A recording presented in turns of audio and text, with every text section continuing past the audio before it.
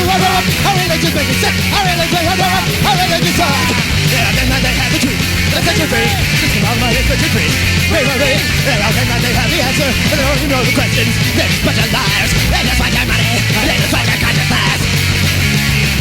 Our religion's our religion's making sick. Our religion's our religion's suck. Our religion's suck. Our religion's our religion's suck. Our religion's they all think that they have the truth. Let's set you free. Come on, let's set you free. Free. They all think that they have the answer. They don't even know the questions. They're just a bunch of liars. They just want your money. They just want your consciousness.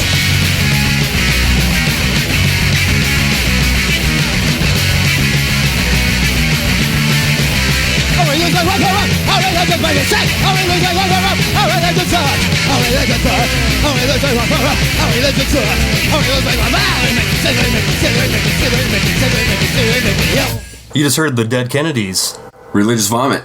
Who are you? I'm Kevin Cross. Hey, and I'm Mark Rudolph. This is Requiem Metal Podcast, and we're talking about punk rock. Yeah. A kind of hard music that the kids used to like, and we used to have little butting heads between the metal heads and the punk guys, but this is kind of showing, we can bridge the gap and be friends. Yeah, and as Mark and I are realizing that now in our 30s, when you're allowed to branch out and become your own person and not stick to cliques so much, that there's so many more similarities with metal and punk than there are dissimilarities. How's that sound? It's brothers from another mother. Yeah. That's that whole thing. Yeah, different sides of the same coin. And we should mention real quick, you don't hear the lovely dulcimer tones of Jason Hundy, because I'm in Portland right now, and this is a special opportunity to have a punk rock expert be on the show. Yes. Nobody else knows metal and punk like you do.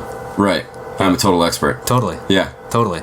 Recording artist. Yeah, I grew up true punk. Bay Area. Yeah. No, so this episode, my vision behind this was to try to get someone who's familiar with like music across the board to try to make some kind of ultimate playlist, if you want to call it that. So, like metal fans out there that are open-minded enough to check this stuff out, if you're not too true and you're interested into, how some of this stuff totally, is married hand in hand with a lot of, grindcore is basically punk rock with deeper vocals and blast beats.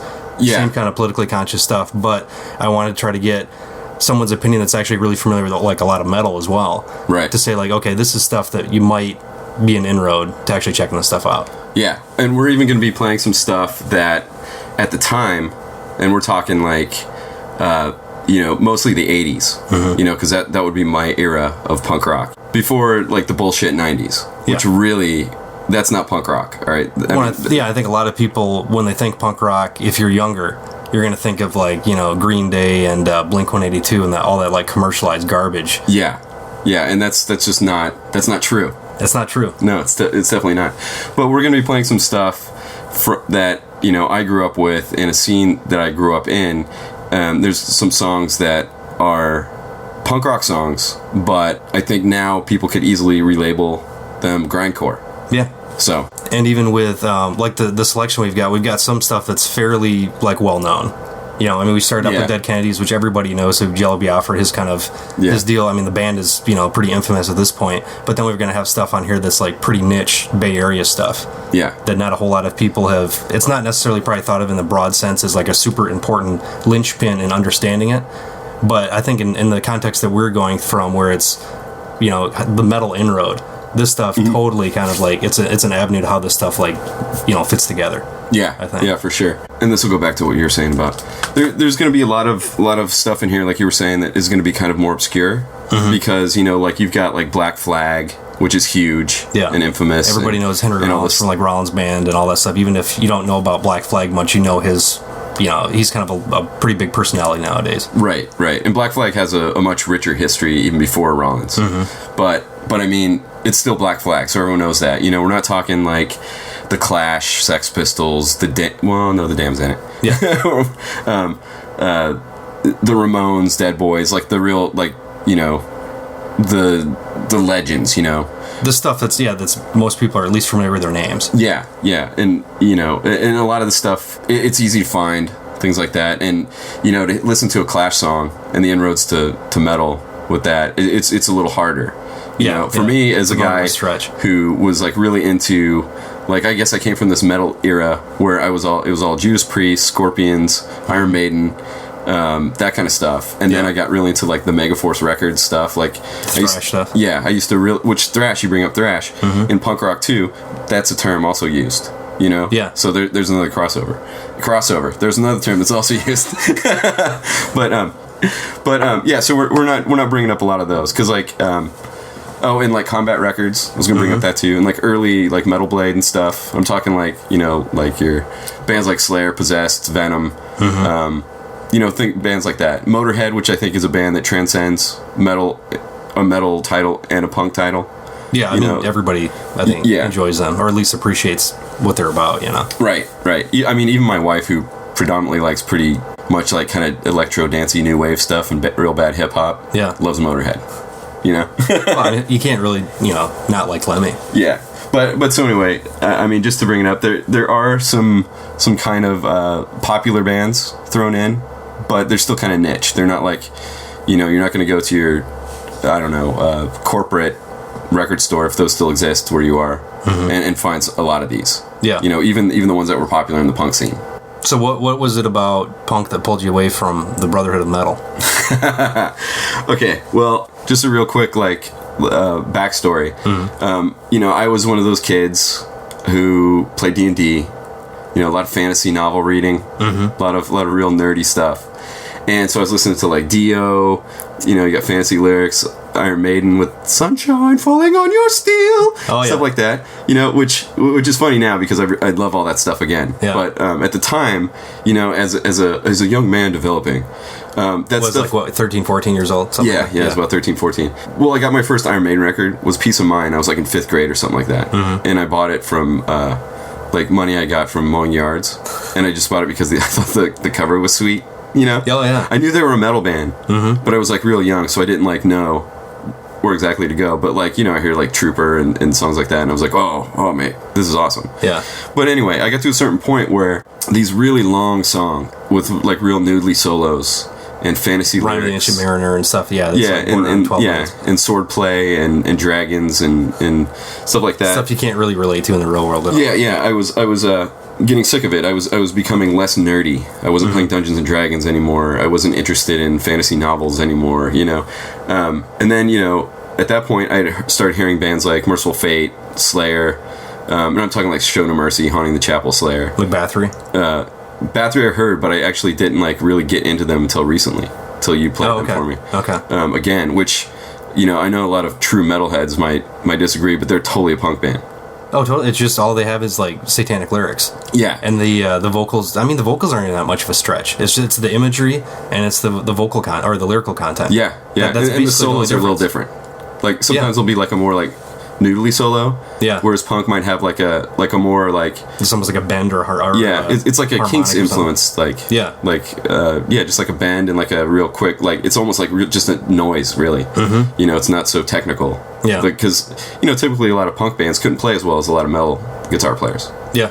But and that was a difference. But anyway, so I started listening to like a lot of these satanic bands and like I guess would be the underground for metal back then, because that was like a little rougher, a little noisier, a little faster, more aggressive, perfect for like a kid growing up, I think. Oh, totally.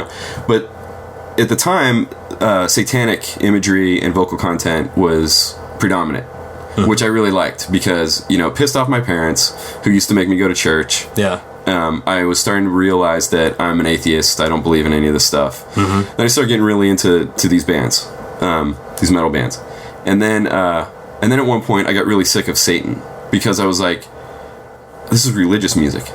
Yeah. And I just wanted to like shun it all. And then there was the Combat. We had talked about this since you've been visiting. There was the Combat tour video with Venom, Exodus, and Slayer. Yeah. Which was in heavy rotation in my house. But you've got like Tom Araya going, "You will live by the sword.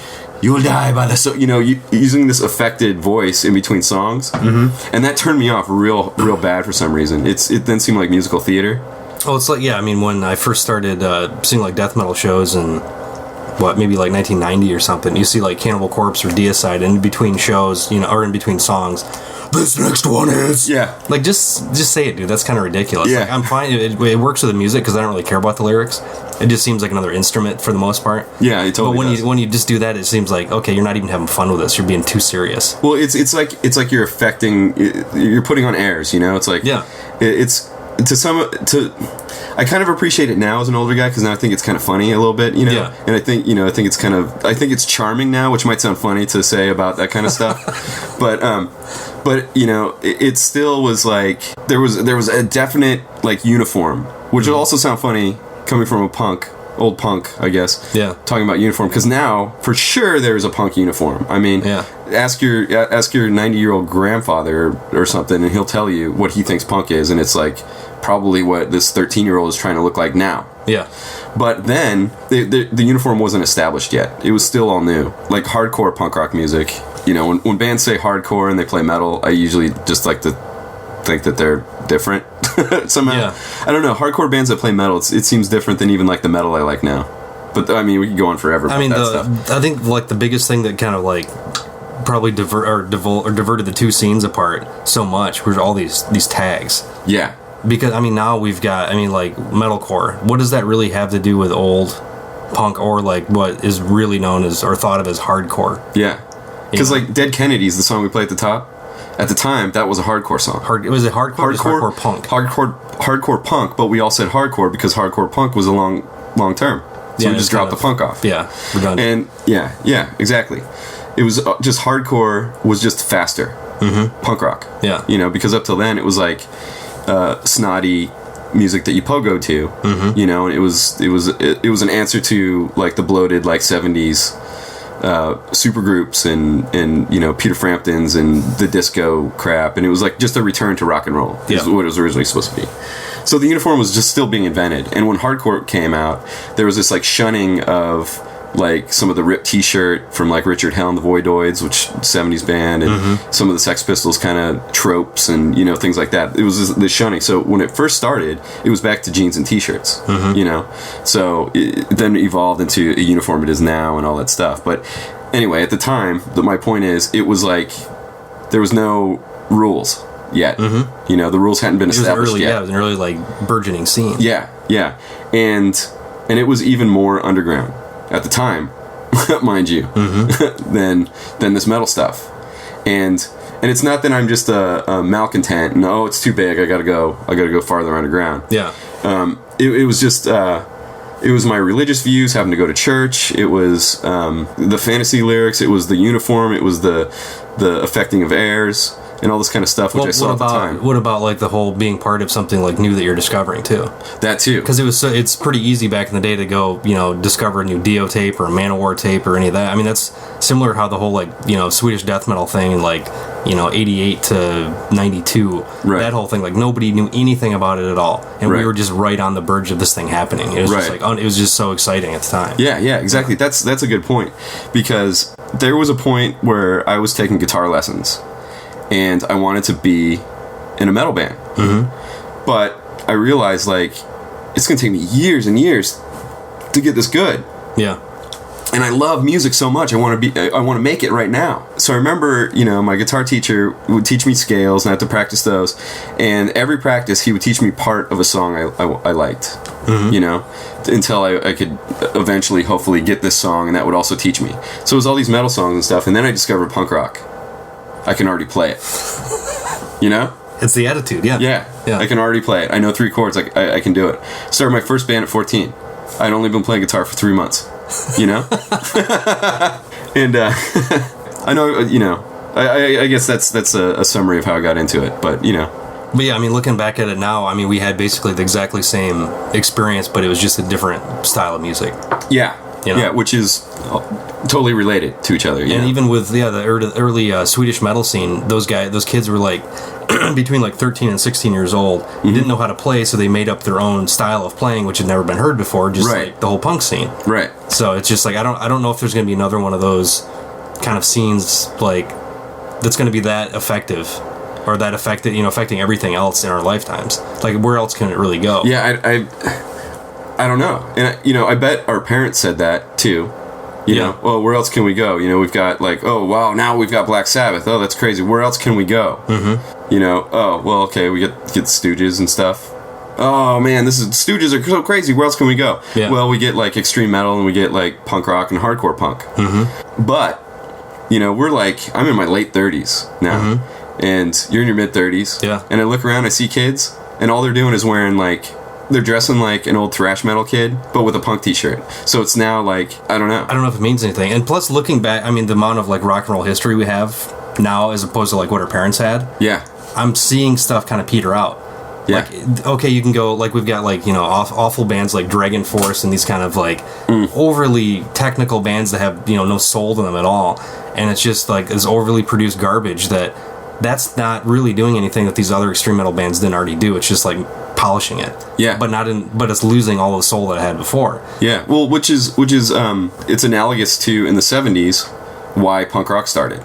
Yeah. Because, you know, it's like you've got like the mod scene, and you've got, which kind of spawned the like psych scene, which also spawned the American garage rock scene. Yeah.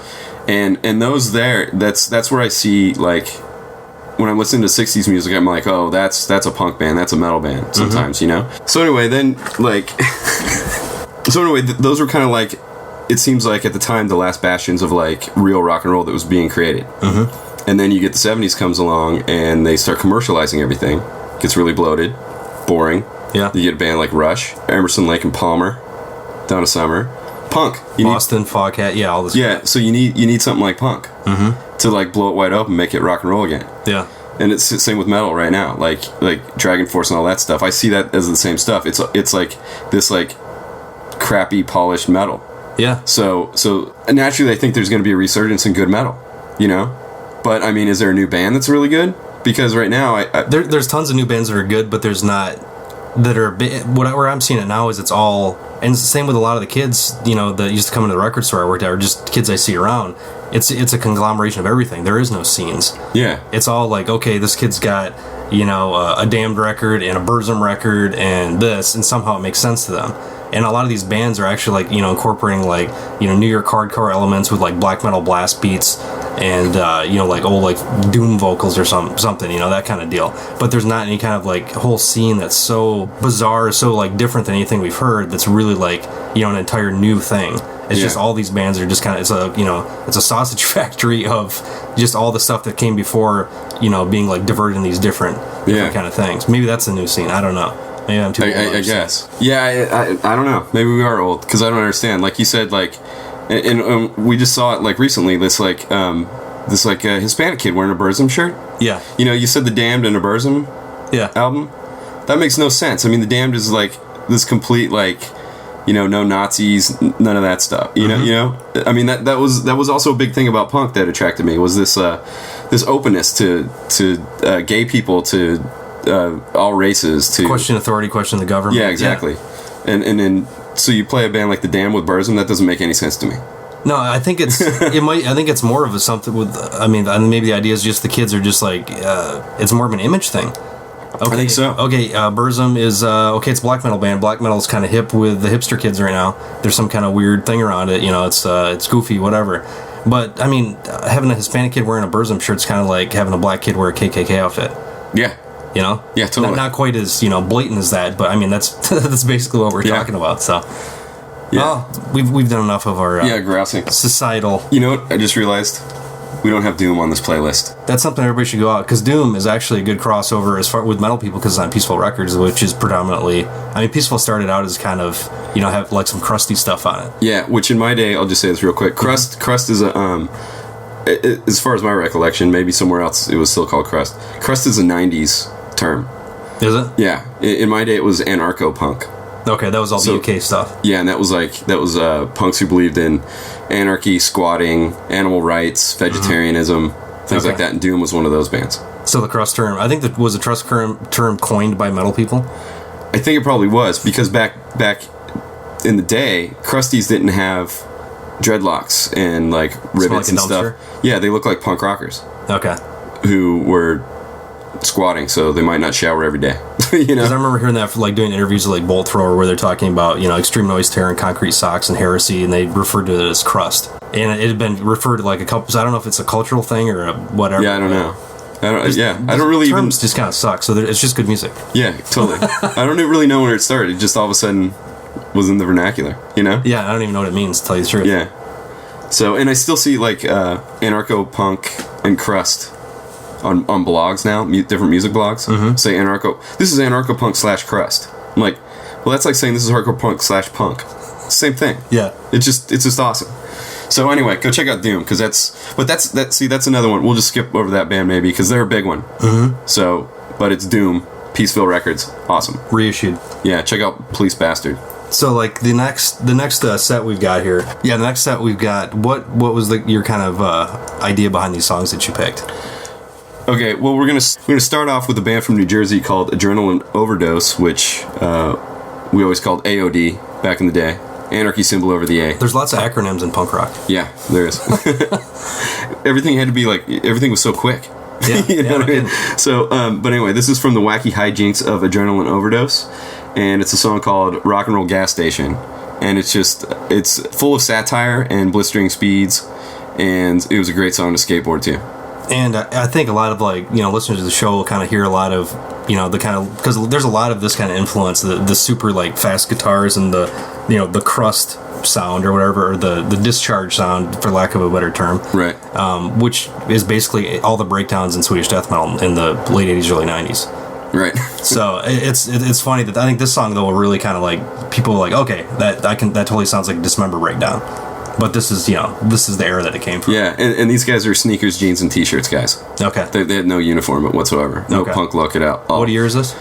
This would probably be, this is like 80, 81-ish. Okay. A lot of the like really great American hardcore type stuff was around 81 to 83. Okay. A lot of times. And then after AOD, we're going to hear Subhumans, and it's a song called Religious Wars, and the reason why I want to play this is because there's not like blistering speeds or anything like that, but it's a very good representation of like a good of punk rock in the 80s. Subhumans is a UK band that believed very much in animal rights and anarchy, not the anarchy of like just throw a brick through a window because you want to piss off constabulary or something. Yeah, something like that. It was like, if you're gonna do that, it was because that was an animal testing site and you're gonna liberate the chimps or something. Yeah, they're very idealistic, but that was a big part of punk rock too. It was like, we're gonna change the world kind of attitude. It's anti-authority, anti-religious hypocrisy. It's a song called Religious Wars, and it's about the hypocrisy of using fairy tales to start wars and kill people. Yeah. And I just put in a little bit of my own opinion there too. Then we're going to listen to the Germs, which is probably considered the seminal LA punk band. This is back when Los Angeles was giving us good punk rock music. Yeah. Not that Nitro Records, happy, ironic Mad Magazine songs kind of stuff. Yeah. And it's a song called No God. Darby Crash is a pretty legendary figure in American punk rock. There's plenty of information to find out about him. They even made a bad biopic about him just recently called What We Do Is Secret. It's pretty awful, but anyway, No God. It's now, there's a CD of everything the Germs ever put out. It's called MIA. A complete discography. Yeah. Okay. It's just got their circle, or their symbol was just a blue circle. So this is a black background with a blue circle on it. Easy enough. Yeah. Another historical thing about it was Pat Smear, who ended up being in Nirvana and then later the Foo Fighters, is in this band. They're punk rock, right? No, not at all. But this is where you can hear when he couldn't play guitar very well. Yeah. And was in a much better band than those other bands, in my opinion. After that, we've got a band called the Big Boys, which is from Austin, Texas. This is about mid '80s stuff. Great skate punk band, because at the time skateboarding and punk rock were hand in hand. This song is called No Love, because you gotta think for yourself. Totally, dude. you gotta do it yourself. That was a big thing with punk too. It was like, I'm me. I can do what I want. Teenage. It went down to every aspect of production of sleeves and everything. Yeah, it almost like speaks to like DIY, which now there's a DIY network. People use DIY all the time. Yeah. that was a phrase born in punk rock. It's part of the anachronism thing. So you need some residuals. Yeah, I do. I mean, all of us do. Yeah. All of us in the underground, I guess. Then there's a song that destroyed me back in the day and still destroys me listening to it now. I just want to go out and like grab my skateboard and, you know, F shit up, you know? Totally. And it's a brilliant band from Italy. Came out in 1984 on a Maximum Rock and Roll compilation. I can't remember what the compilation's called, unfortunately, but you can't buy it now anyway. Yeah. But you can buy this song on Raw Power. It's the name of the band, Raw Power, the Reagan Years album. It's a wonderful little ditty called Fuck Authority. So we'll be listening to that. And and as far as I know, the only true punk band that used the cowbell. That's right. And probably the most like metal-ish vocal, or what metal fans will think of as like the extreme metal vocal. Yeah, probably. They're just completely screamed. Yeah. Guttural at points. Yeah. It's amazing. Pretty sick. Yeah, I love it. And then last in the set is going to be a band called MDC. They're a pretty popular old hardcore band. MDC always stood for different things. Yeah. So, but their album covers always say MDC. Okay. And then what it stands for underneath it. This is from their first album, their best album, in my opinion, when they were Millions of Dead Cops. And this song is called I Remember. Tonally and subject matter wise, this is a song that really sums up the 80s for me. Very anti-Reagan. You've got rednecks who don't understand these new punk kids. It was, you know, we used to get our asses beat all the time for the way we looked, the way we sounded, what we're into. Oh yeah, skater fag, punk fag, metal fag. Yeah. Yeah. It was yeah. So this definitely speaks to that. MDC, I remember. MDC, I remember. On the album, we'll be spinning it live here on the Requiem Metal Podcast. Yeah. Come on back soon. Millions of Dead Cops. Go.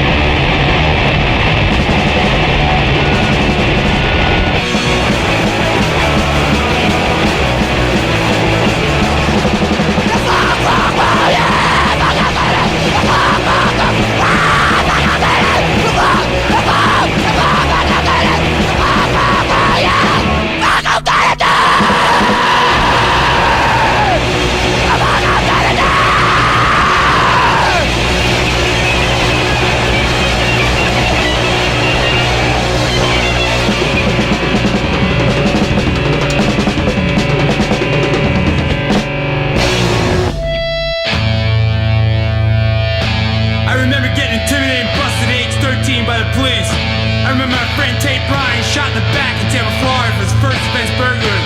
I remember the police firing into crowds and killing children because they were the wrong color. I remember the narcs in my high school trying to set me up for a big fall.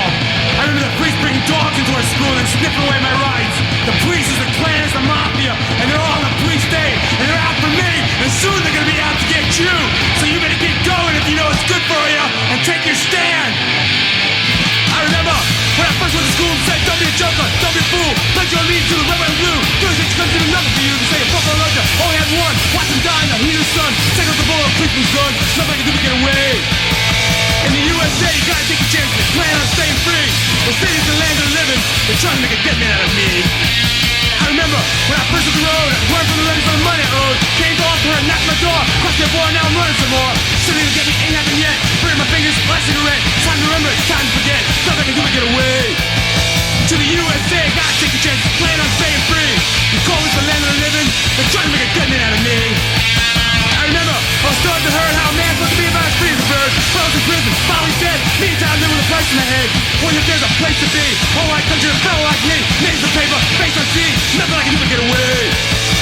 In the USA, you gotta take a chance, plan on staying free. They call us the land of the living, they're trying to make a dead man out of me.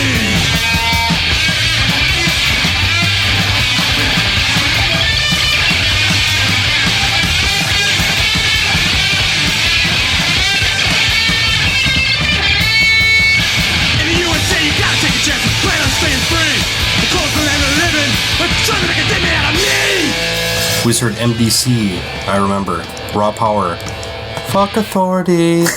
Big Boys, No Love. The Germs, No God. Subhumans, Religious Wars. AOD, Rock and Roll Gas Station. Adrenalin Overdose. Which was I was a little offended on that song. Oh, yeah? It seemed like they were making fun of my metal. A little bit. We had a Celtic Frost breakdown and some like King Diamond screams, and yeah, we'll see. I'll let them go. I give them a pass. There's that miscommunication that us punks and you metalheads had back in the day. I think the big thing is that punks had a sense of humor more so than metal did at the time. Metal took themselves incredibly seriously, or at least the fans did. I don't know about the bands. I don't think the bands did quite so much. No, they couldn't have. There's some of that lyrical content they could not have taken themselves seriously. No, I hope not with fighting dragons and shit. No. But like, yeah. So I mean, but you have to take this into context too. Bands like AC/DC were clumped into metal back then for punks. Yeah, and a lot of those guys. A lot of jocks and stuff were listening to AC/DC, Def Leppard, things like that, and those were guys who would pile into a pickup truck, see just a couple of us and this kind of gang pack mentality, and jump out of the car, and you'd be six dudes beating on two little kids, basically, little punk rockers with skateboards. And you have these like, you know, so that's where a lot of the animosity comes from. Okay, there. So with Rock and Roll Gas Station, so it's all about making fun of long hairs, basically, because. You know, they were all clumped in. Headbang, man. Yeah, but these were like mullet. You know, yeah. We probably we're a little misguided and clumped in the mullet heads in also. Okay. You know, I'll let that one go. Yeah, well, you should. It was just misguided youth. But no, the rest of us, like, I mean, with Big Boys were you said they were more in kind of the skate rock scene. Yeah. That and then this is kind of I think another one of the kind of standout vocal performances, at least, was like the real Jello Biafra-ish kind of like over the top. I don't even know how you describe his vocals, but they're really almost like, I mean, he could be considered thrown in the King Diamond thing with the almost operatic and theatrical. Yeah, like this falsetto kind of thing. Yeah. So that was like one of that was the only other band that I've really heard that has that kind of timbre to the voice. Yeah, well, I mean, interesting. You know, a big part of like punk rock is that anyone can do it. You know, you'll hear like even later some of the singers like the Crucifix, for example. That guy's not a singer. Yeah, you know, he's a performer. But he's great. He's great for that band. Yeah. You know, but this is one of the rare cases where you've got a hardcore band. You know, in the case of the Big Boys, where the guy is a singer, like he can really sing. Yeah. You know, and it doesn't come across overproduced and cheesy sounding. Not at all. Yeah, not at all. It's perfect. So the next set we got here, kind of a real big seminal straight edge band. It's a band called 7 Seconds. And this band comes from the camp of one of the kind of, Minor Threat kind of created the term with the song Straight Edge and kind of created this, which became this movement, which was not what it was intended to be. 7 Seconds is one of those early straight edge bands where their hearts and music and everything was with all the other punk, within the punk scene. They just chose not to drink. and do drugs. So, and they never really sung about it. They just didn't. But they were clumped in with straight edge, which is kind of unfortunate because later straight edge became, these kind of Republican militants playing. It was really bad. I mean, that was the era of the punk when I was in high school. Yeah, and they were kind of like total these a-hole kids that totally like push this kind of thing on you and really judgmental. And I mean, it was almost like it was evangelical Christians compared to what the teachings of Christ, whatever they might have been originally, but what we've seen now as they are, right? Like how like extremists take it, Yeah, exactly. Yeah. So 7 Seconds is like Jesus Christ originally, no, but exactly. I mean, this is a band that. I wanted to play that's early straight edge. That's not one of these militant bands because, like all that stuff you just described. That was like what punk fought against. Yeah. So it made no sense for that to happen. It was just a bunch of BS. So anyway, I'm gonna play this so you can hear what it really meant. What it really meant was just punkers who didn't drink and do drugs for the most part. And they were saying... Which is actually pretty rebellious. Yeah, and they were saying that exactly. And they were saying that it's okay not to give in to peer pressure, which, pretty positive messages, really. Yeah. I mean, they're like a posse-core band, for sure. Yeah. They're part of the posse machine. Wow, another term to remember. Yeah. Yeah, they rarely ever had preachy songs at all about boozing it up or anything like that. It was just their own personal... It was a personal choice. Yeah. They were just upfront with it in interviews. Just so that kids knew... that, hey, you don't have to do heroin because Stiv Bators did, or whoever grandfather punk was around at the time. What we're going to listen to is a really early song. That production is pretty low. It was on an early 7-inch of theirs. It wasn't on any of their LPs. And they got a little higher production value. I happen to prefer their early stuff. It's a little more raw. Just a super great angsty teen rave up, to use a mod term, called This Is My Life. And this is a song that when my parents pissed me off, I used to go in my bedroom and crank up the 10. So 7 Seconds, My Life will be the first song. Now, on the flip side of that, we're going to play Fang from Berkeley, California, which is a band that I used to love to go see. And now they were a junkie band back from when the Bay Area, it wasn't getting gentrified and it wasn't all yuppified and stuff like that. And they were definitely like kind of identify themselves as Berkeley heathen scum. Yeah. And they have songs like Skinhead Smoke Dope. And even with, I mean, I don't know if it's years of listening to music or what, you can almost hear the effect of drugs on the music right out of the gate. Yeah. The like little bit of sleaze and I don't know. The dirt, the like sleeping in an alleyway, waking up in a puddle of blood. Yeah, it totally comes through in the music like within the first like 3 seconds. Yeah. It's as far as a punk band goes, they're pretty sludgy. Yeah. Especially for the time. Kind of typically, they're going to be they're going to take a jab at what they shouldn't be jabbing. I guess they're going to be what's the term? They're kind of trying to be offensive for effect here. So this song is called "Destroy the Handicap." Right after that, we're going to do like a mini Bay Area set here of like really small bands that. Oh, you know what I should bring up? Sorry, the singer for Fang is a guy named Sammy Towns, who at the time was the only punk from the East Bay who was accepted in the West Bay, which the West Bay is San Francisco, East Bay being Oakland and Berkeley, because he was so friggin' tough and just such like nobody wanted to mess with this guy. And I remember when I used to go see them at Gilman Street, 87-ish or something like that, I guess. I don't remember if it was Gilman now. Anyway, there used to be a lot of great clubs, so maybe it wasn't Gilman, but he used to scare the shit out of me. But I loved this band. Absolutely loved them, Just super intense guy. Yeah, totally. Later, after this band had broken up and stuff, he's kind of famous in the Bay Area, at least, for in a drug-induced kind of rage. And, like, he had this girlfriend who was selling drugs or something, and he thought she ripped him off, and he was all messed up, and he ended up killing her, and then kind of going on the lam. And he was on America's Most Wanted, and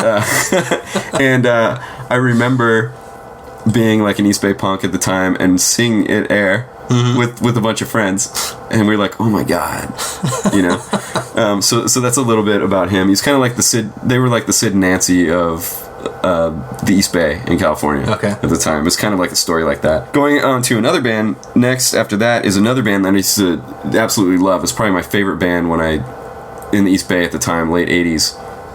Band called Christ on Parade. And this is a song that comes from their second album, which is called Mind is a Terrible Thing to Taste. Or Mind is a Terrible Thing, I can't remember now. Mind is a Terrible Thing to Taste is a ministry. So this is just the Mind is a Terrible Thing. Okay. Christ on Parade, their stuff is all on one CD. Seems to be kind of a trend with... Yeah, well, especially punk songs are so short, Yeah. But anything, this song is called Teach Your Children Well. And I thought... this was like one of my very favorite bands as a teenager in the punk scene. There's so many metal type moments. Yeah. I don't know how to best describe it, I guess. Kind of epic. Yeah. For a punk rock song. It's definitely like different than anything I've ever heard that's underneath that umbrella of punk. Yeah. And then another East Bay band, which was more like out from the suburbs. I'm not really sure where, but kind of close into like Berkeley and Oakland, is a band called Corrupted Morals. Oh, the song is called Be All You Can Be. And this song is total thrash song. Punks and metalheads will enjoy this one. Then another one, seminal San Francisco band called Social Unrest. Making Room for Youth, which that sentiment is, was shouted out quite a bit in the punk scene. Okay, and then we've got JFA, which stands for Jodie Foster's Army. They were also kind of under the thrash umbrella. Mm-hmm. They were a bunch of short-haired sneakers and shorts with t-shirts, kind of skateboard kids. All right. Making this thrash, this phenomenal thrash music. The song is called Out of School. And I believe it's probably about homework sucks or something like that. After that, we've got Conflict. The Ungovernable Farce. This is a pretty big with the crust crowd now.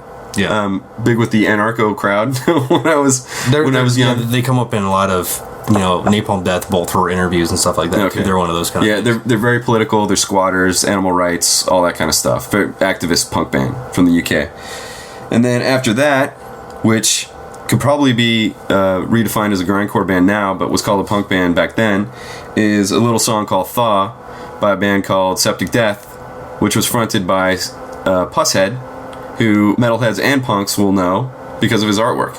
Yeah. Because he did album covers for both metal bands and punk bands. And did Metallica merchandise from 86 to Black Album or something. Yeah.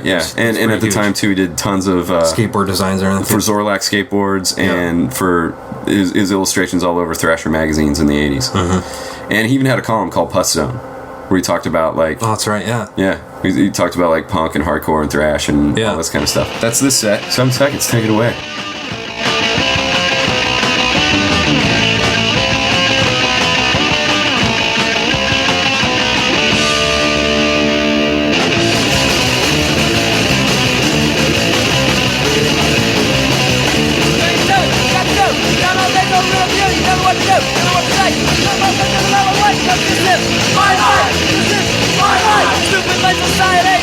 Take control of me. Parents want to ruin my life. Some girls act like my fucking wife. Do you just do? Don't know things over every day. You tell me what to do. You what to say. Not the fuck thing out of the way. That's this my life. This is my life. Stupid life society. You want to take control of me. Parents want to ruin my life. Some girls act like my fucking wife.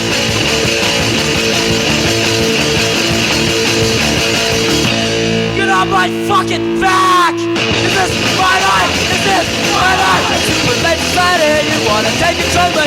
Parents wanna run my life. They're like my fucking wife!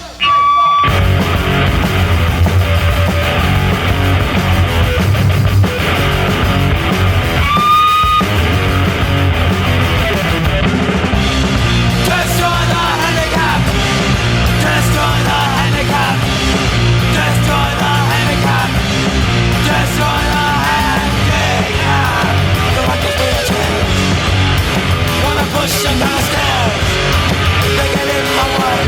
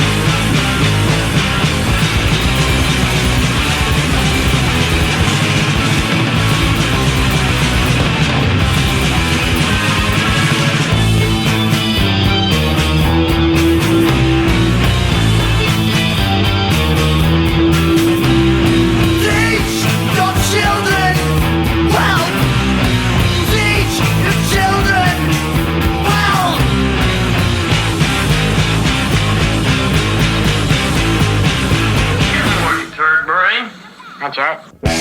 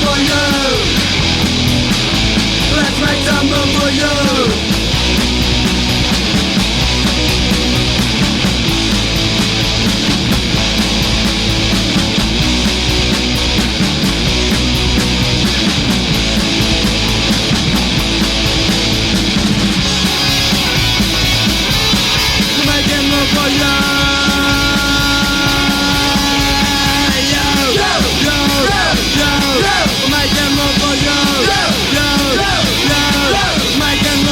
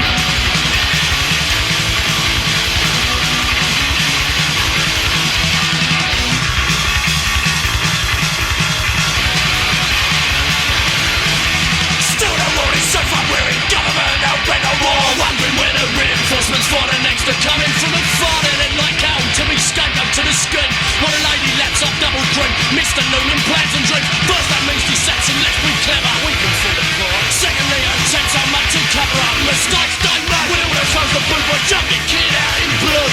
The rest is left to the imagination, you get the point, or they'll get you. Some people said no more, and it's plain carefully their resistance. My plans on staying underground and up to overthrow the system. Moves around and feelings spread, the victories were made. They raised their mighty fist again. I drove down all the passive resistance, shut on through their ends together. Bob that German, drive it back, call it say that.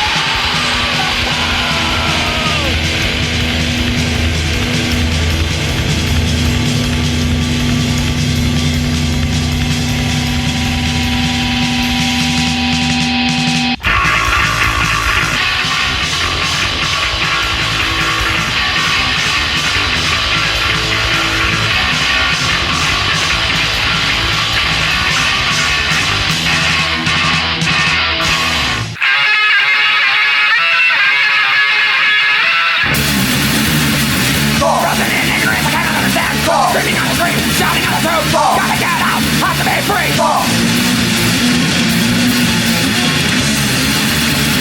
I'm breaking all this, waiting to be heard. God, 20 millions in Muscoville. No one sees the cow, needs to be true. Ladies and gentlemen, the biggest star in the world. My people, say what is yours before you cannot be saved. I build the music spread for peace. Why don't you listen? Why don't you watch? Why don't you care?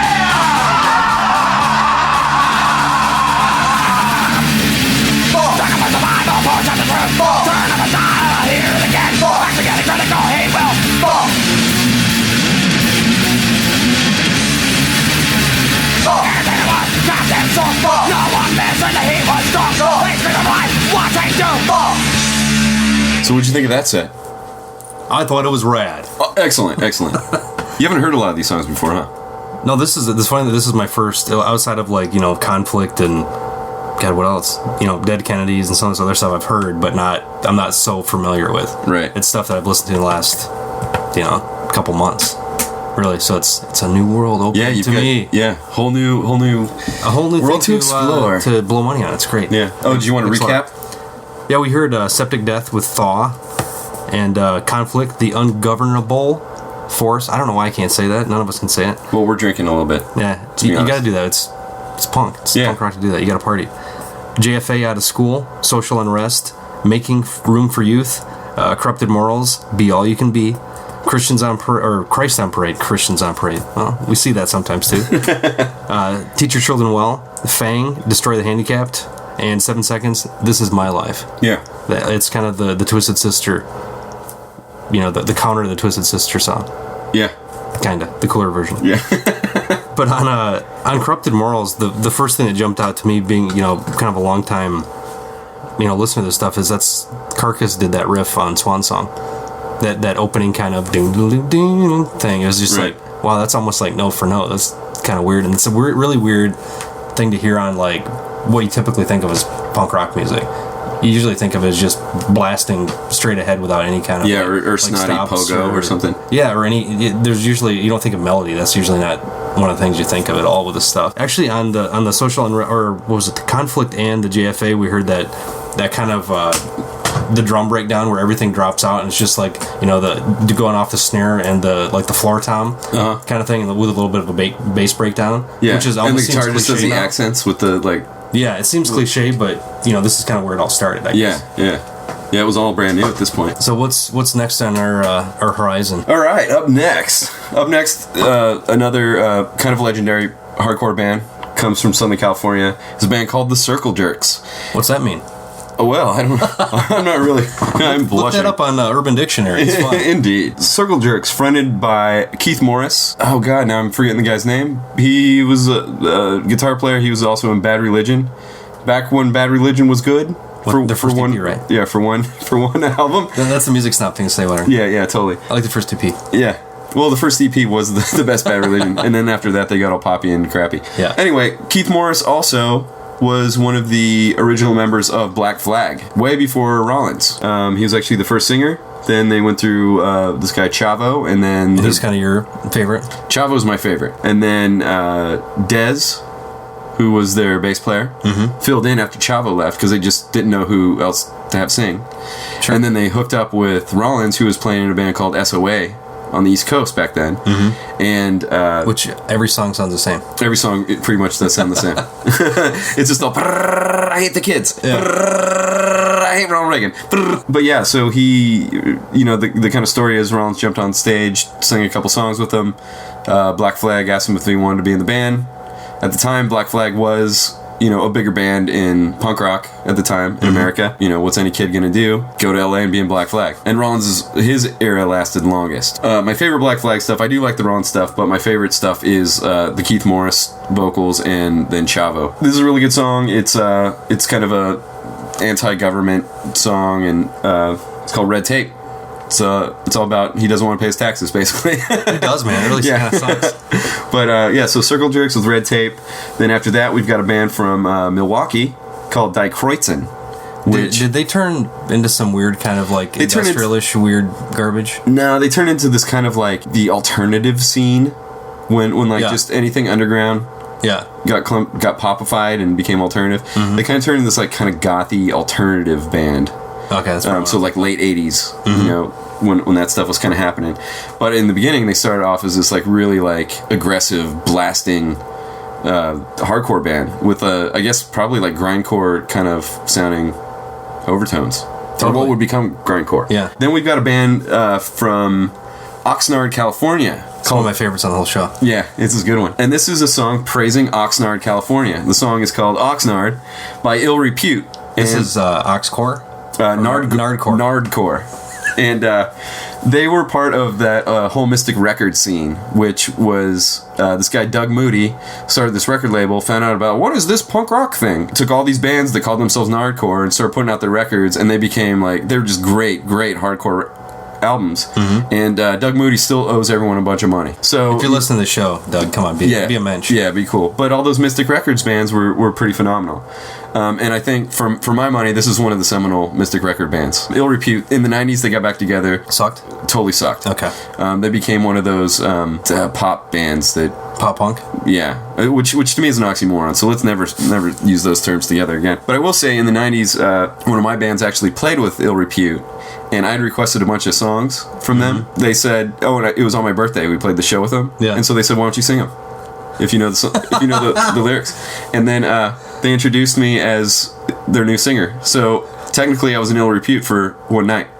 One beautiful night in Santa Cruz, California. Anyway, there's that. And then one of my favorite hardcore bands from the East Coast, from Boston, is Jerry's Kids with a song called I Don't Belong. And then TSOL with Code Blue, which about necrophilia, which I think is kind of right up like a death metal lyricist's... There's a Slayer song about it, I mean... Yeah. What's not cool about it? And after that, I wanted to play an old 70s band called The Damned, which I think you'll hear a lot of influence by the Stooges. The singer Dave Vanian, the way he sings, and the way Jack Grisham from TSOL sings, who also ran for governor of California at one point, the way he sings, I think I can hear... that Jack Grisham was influenced by Dave Vanian, and kind of the look too. Dave Vanian dressed like a vampire, and Jack Grisham dressed in like this black dress and wore makeup and stuff, but he'd kick the shit out of you because he was a tough dude, and really cool too because I got to do like a small tour with TSOL once, but that's another story. Damn, you didn't sing with them though.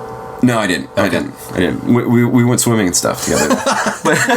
Picnic and went swimming. It's sweet. Yeah, it was nice. But anyway, I wanted to play TSOL and then The Damned, so you could hear kind of like a lineage, you know, hear this hardcore band that was influenced by an original punk rock band. The Damned's next, and then another legendary punk band. Okay, and then another legendary punk rock band called the Buzzcocks. They fall definitely into the snotty camp.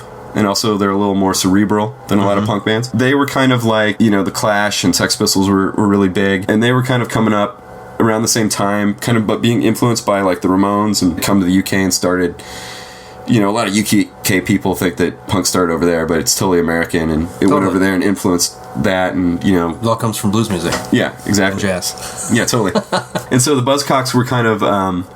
They're kind of playing second fiddle to the Clash and Sex Pistols at the time, but I think that they should have gotten much bigger than they did at the time. Now they had a song in a Toyota commercial and everything. I mean, you know. Oh, really? Yeah, but at the time, I mean, you gotta pay their bills. Yeah, totally. Well, I mean, you didn't make money paying punk, you know. Yeah. So now it's like might as well. But anyway, this is a song called Fast Cars. Pretty much all satire.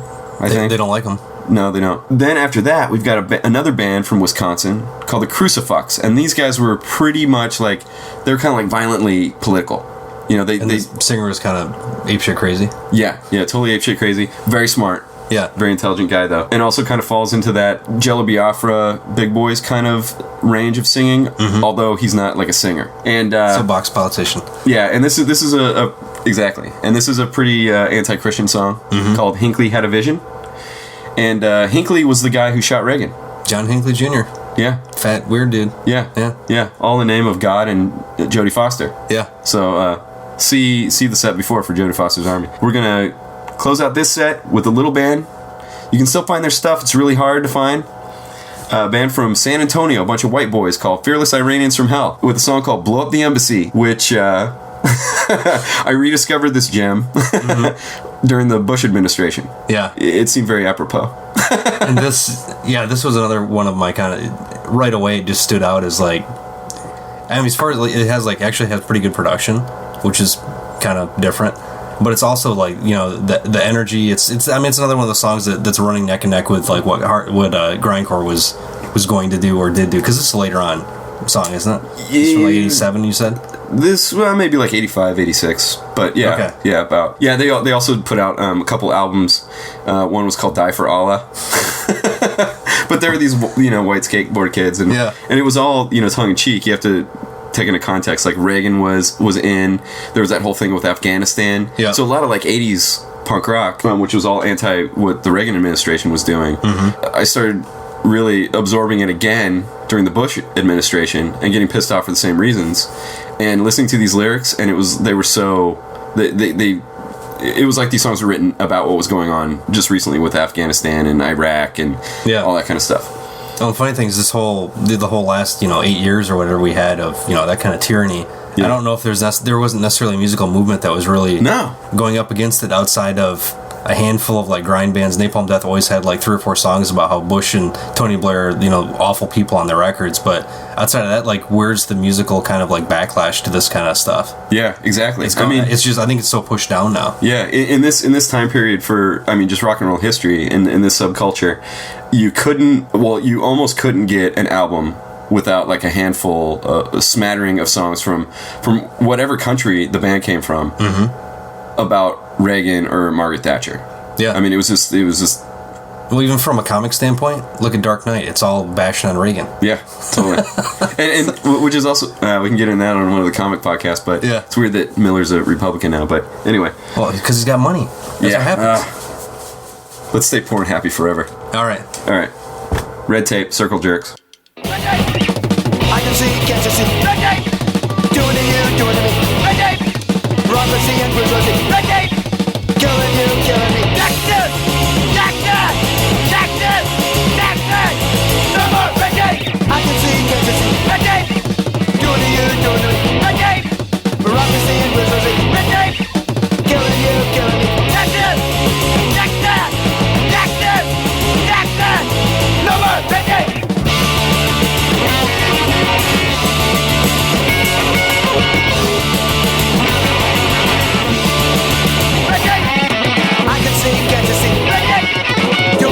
Doing to me, bureaucracy and bourgeoisie, murdering you, murdering me, Texas, Texas, Texas, Texas, that's not right.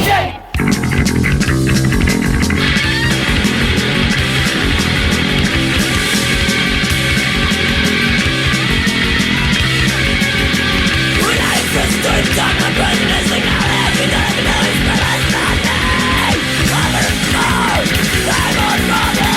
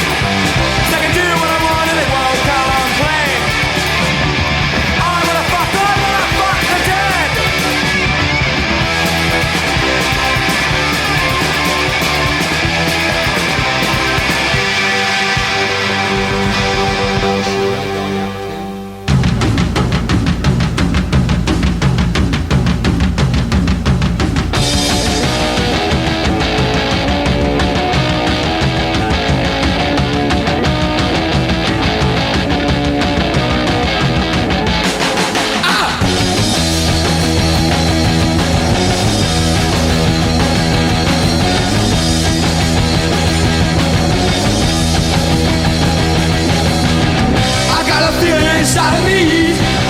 It's kinda strange like a stormy sea. I don't know why, I don't know why. I guess these things have gotta be.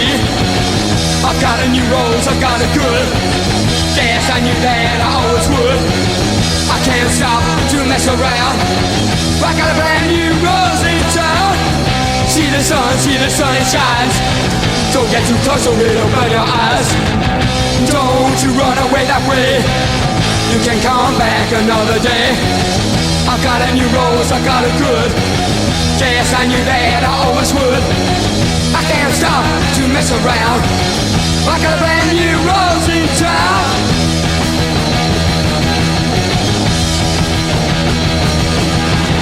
I never thought this could happen to me. I feel so strange. Oh, why should it be? I don't deserve somebody this great. I better go, or it'll be too late.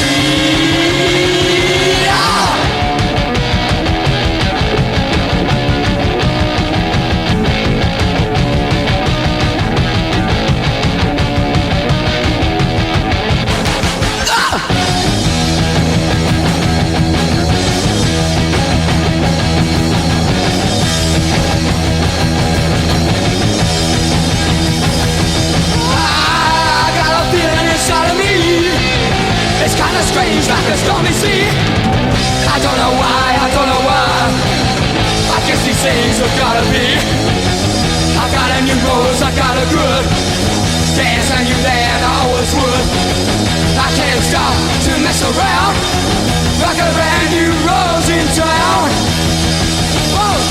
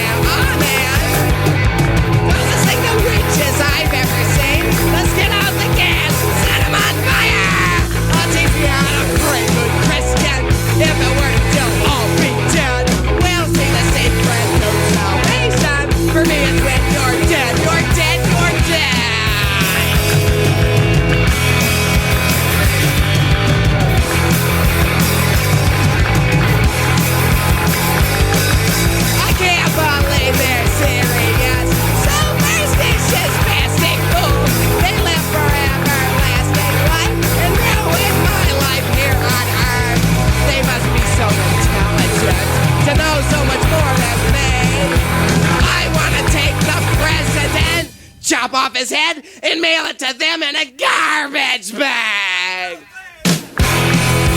Higley had a vision. Higley had a vision. Higley had a vision. Higley had a vision. Higley had a vision. Higley had a vision. Higley had a vision. Higley had a vision.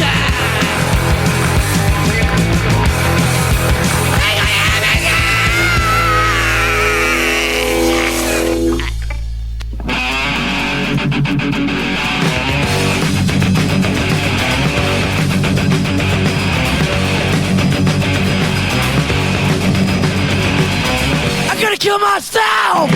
I'm gonna lie dead on the floor! It's none of your fucking business! What I live and die for! I gotta hijack a plane! I won't do it for glory or fame!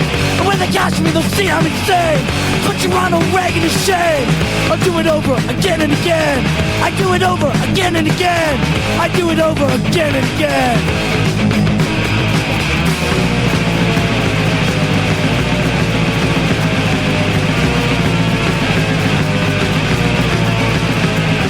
Blow up the embassy. Blow up the embassy.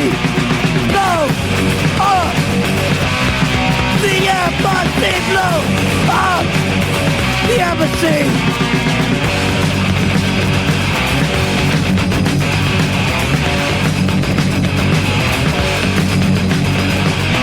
I'm gonna kill a Marine. I wanna ruin his family. 40 gun in his head. One shot, then he's dead. Pull the trigger again and again. I pull the trigger again and again. Pull the trigger again and again. Pull the trigger one more time.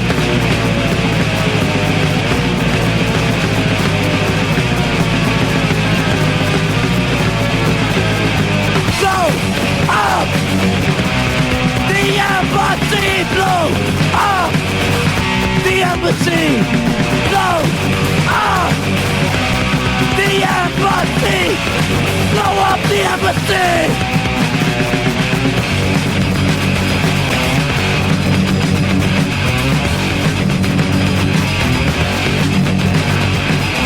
I'm gonna kill myself! I wanna lie dead on the floor! It's none of your fucking business! What I live and die for! Wow, that was awesome! I love that punk rock music. So, yeah, we're going to close the show out with one last song by a band I'm sure everybody has seen the t-shirt of if they were in high school in the 80s or 90s. Yes. With The Exploited. Yes. A song called Dead Cities.